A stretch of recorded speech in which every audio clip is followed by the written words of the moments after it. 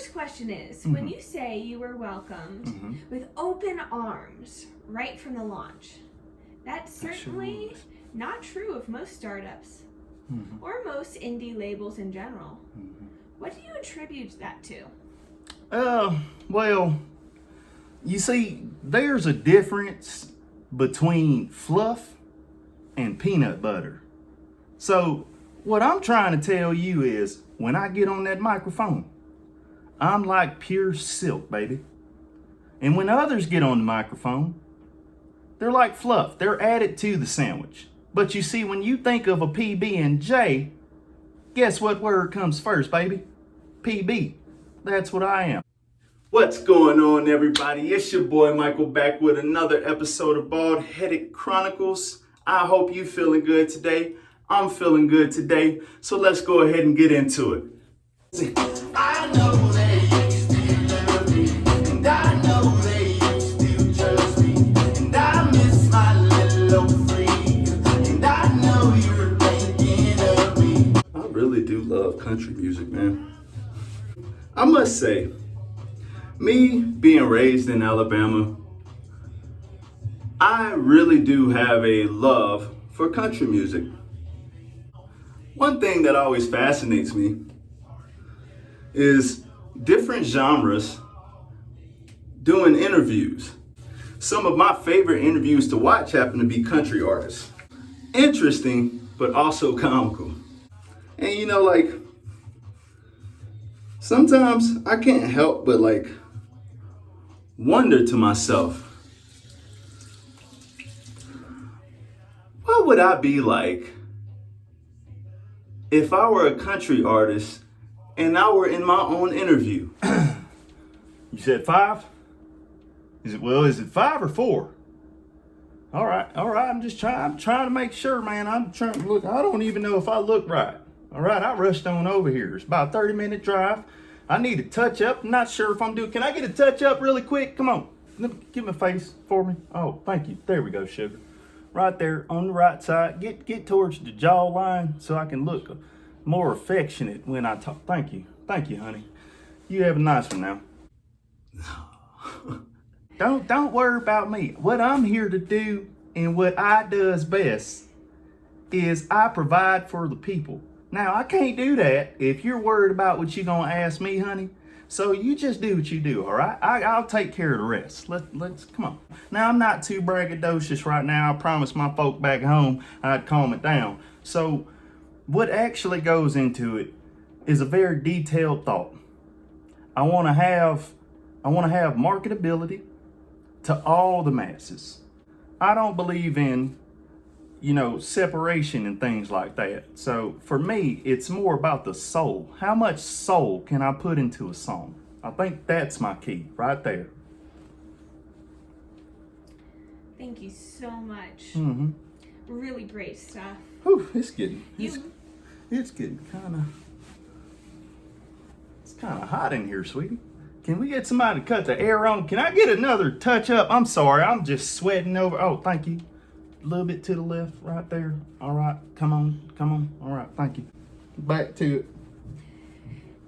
In the last question that I asked, you responded with talking about marketability. From a promotion standpoint, though, is it an advantage or a disadvantage, or both, to have to, with every record, go to the radio and say, let me explain to you who Michael Spight is and why you should care? Well, I'm glad you asked me that.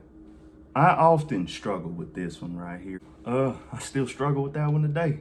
I guess that's why people like my music. We're all searching that answer. I don't know, baby girl. What I can tell you is, since I was 13 years old, I remember sitting in my granddaddy's backyard, and I was sitting on that swing, and he used to say, Michael, now when you write, you want to write from the soul. That way, others will promote you. You don't ever have to worry about going out there and trying to convey your message. You just have to present it in a way that people like it. And you know what I found that to be, baby? That was music. Putting a tune to my words made the complications so uncomplicated that the rest of my life seemed to be just absolutely beautiful. Therefore, I don't think I till this day have to really explain myself. I'm pretty sure my music does a good job. And I think your fans would agree with that. Thank you. She is so nice. Y'all need to give her a raise, whoever this is. She is nice. So you had a very interesting kind of rise to stardom, as you started out at hip hop and rap, and then your major Excuse hit. me, I'm a vapor. Can you give me 1 second? I stopped smoking tobacco a long time ago, trying to make sure I can sustain longevity in these lungs. Okay, I'm sorry. What was your question? Your transition from being hip hop and rap artist to this full character country guy. You know it.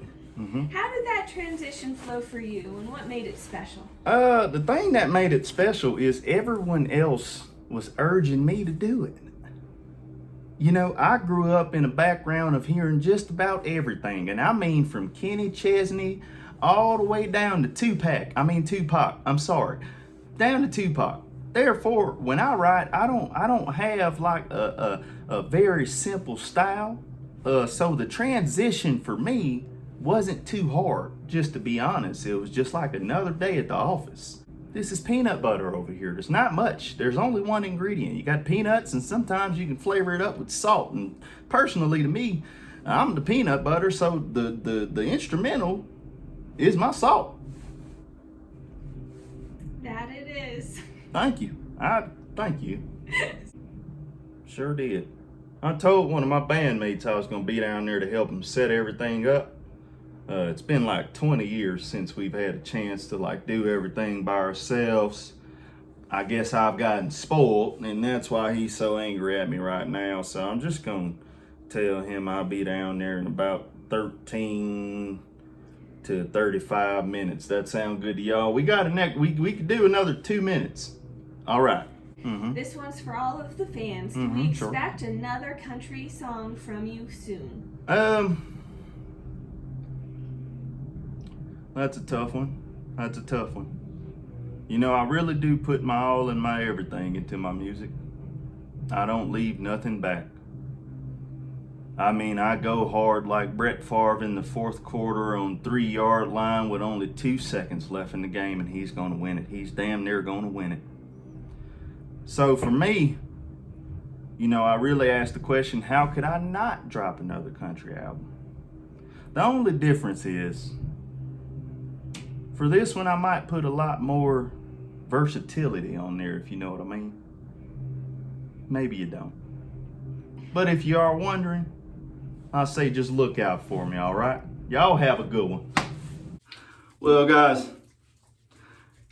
I appreciate y'all tuning in with your boy for another episode of Bald Headed Chronicles. I really just wanted to point out the fact that, yes, I do love country music. And I often have thoughts like this day in and day out. What would I do in an interview? What would I say if they asked me about what style of music I've created in the past few months? What would I say if they wondered why I step outside the box on a lot of the songs I do? You know, so a big one for me has always been country music. You know what I mean? It hits me to the core when I hear certain songs. So I hope y'all enjoyed today's episode. I want to thank y'all for coming out again. And I hope y'all have a dope ass week. Cause we all freshy weshy. And we all shavy wavy. And we out. Well, Michael Spight, we're honored to have you here today. Hey, it's nice to meet you, man. To see the look on her face was hard to breathe. And I don't know if one day she'll want to see